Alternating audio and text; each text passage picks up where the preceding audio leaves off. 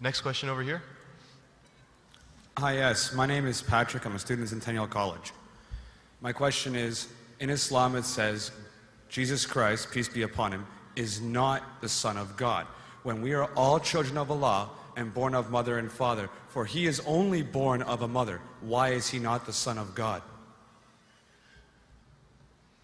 Brother Patrick asked a very good question, a very important question. He said that why in Islam is Jesus Christ, peace be upon him, not considered as Son of God? When we all are children of God, he being born of a virgin woman, all the more reason should be. See brother, if you tell we are children of God, in that way I've got no problem at all. If you read the biblical language, if you say that we are children of God and Jesus is Son of God, in that context, meaning he is person who follows the commandment of God, most verily all the messengers of God, they are sons of God. But the problem is, if someone says he is not a normal son, but he is the begotten son, then there's a problem. Because if you read the Bible have got sons, the God has got sons by the tons.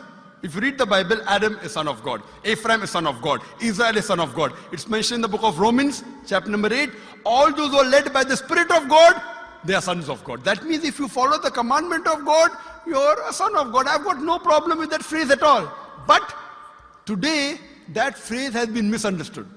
You know, for example, if a young son asks me a question, I said, Beta, son, it's a very good question. He won't mind because I'm elderly, you know.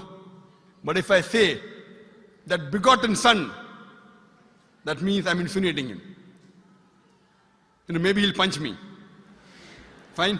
So what do you realize? That using the phrase son of God, in the context that we are children of God, we have no problem.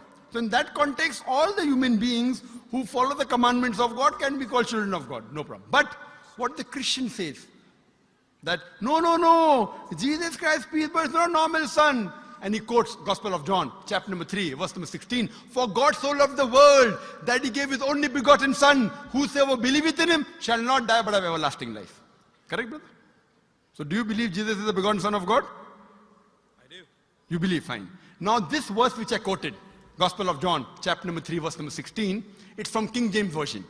For God so loved the world that he gave his only begotten son. Whosoever believeth in him shall not die but have everlasting life. Now when you read the Revised Standard Version of the Bible, revised by Thaidu scholars, Christian scholars of the highest eminence, backed by 50 different cooperating Christian denominations, they say that this word begotten is an interpolation, it's a fabrication, it's a concoction, it's an adulteration. Who's saying? Not Muslims, not Hindus.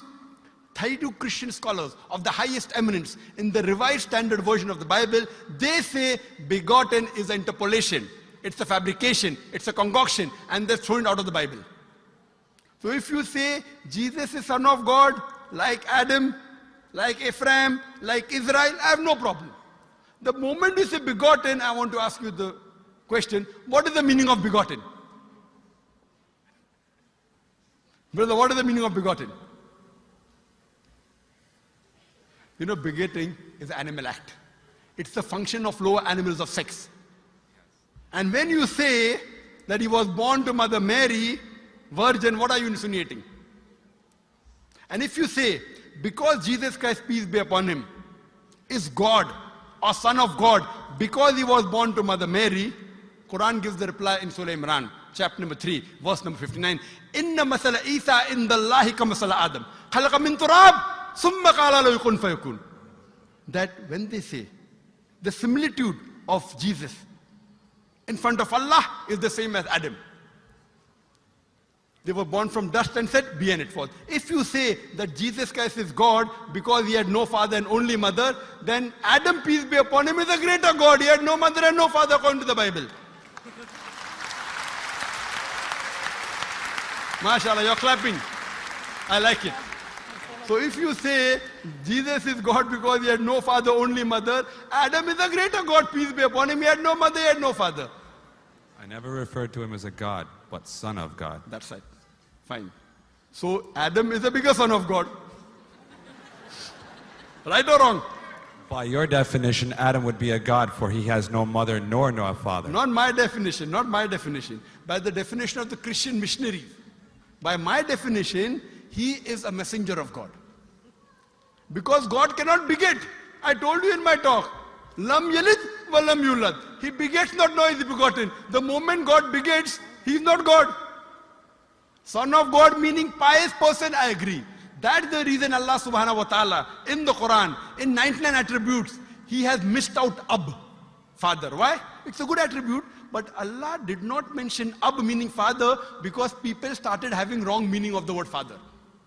So he used the more difficult word Rab, but did not use Ab. Logically it's fine, but Almighty Allah subhanahu wa ta'ala purposely did not use the attribute Ab in the Quran because people will misunderstand. That's the reason English-wise, saying Jesus is the Son of God, meaning messenger of God, I'm with you. But the moment you say begotten Son, I have objection. So you say Jesus is a messenger of God, I say peace be upon him after his name.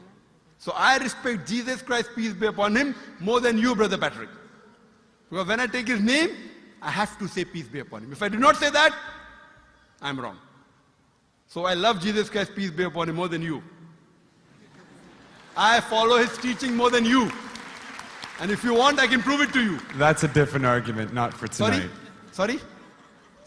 That's a different argument and not for tonight. Okay, fine. I'll give you a few things. Jesus Christ, peace be upon him. Fine? If you read the Bible, he was circumcised on the 8th day. Fine? Majority of all the Muslims are circumcised, the Christians aren't.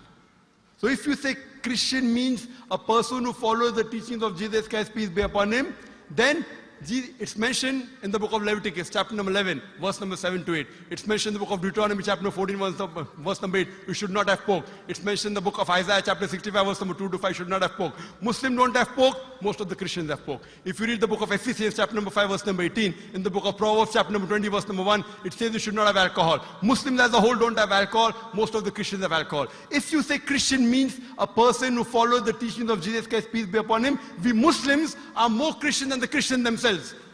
We love him. We respect him. If you say, I love Jesus Christ, peace be upon him, but don't follow his teachings, your love is false. We, therefore, mashallah, I love Jesus Christ, peace be upon him, more than most of the Christians. Because I follow his teachings, I respect him, I revere him. And Jesus Christ also said, in the Gospel of John, chapter number 16, verse number 11 to 14, I have many things to say unto you, but ye cannot bear them now. For he, when the Spirit of truth shall come, he shall guide you unto all truth. He was talking about Prophet Muhammad to come. So Jesus Christ, peace be upon him, said, you have to believe in the last and final messenger, Prophet Muhammad sallallahu alaihi wasallam. So even that way I'm following Jesus Christ, peace be upon him. I believe in Prophet Muhammad. Do you believe in Prophet Muhammad as the messenger of God?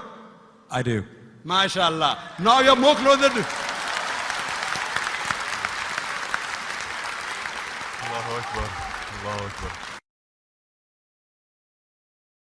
Subhanahu wa ta'ala. Now he wants to say the Shahada, and then we will move from it, say Ashhadu an la ilaha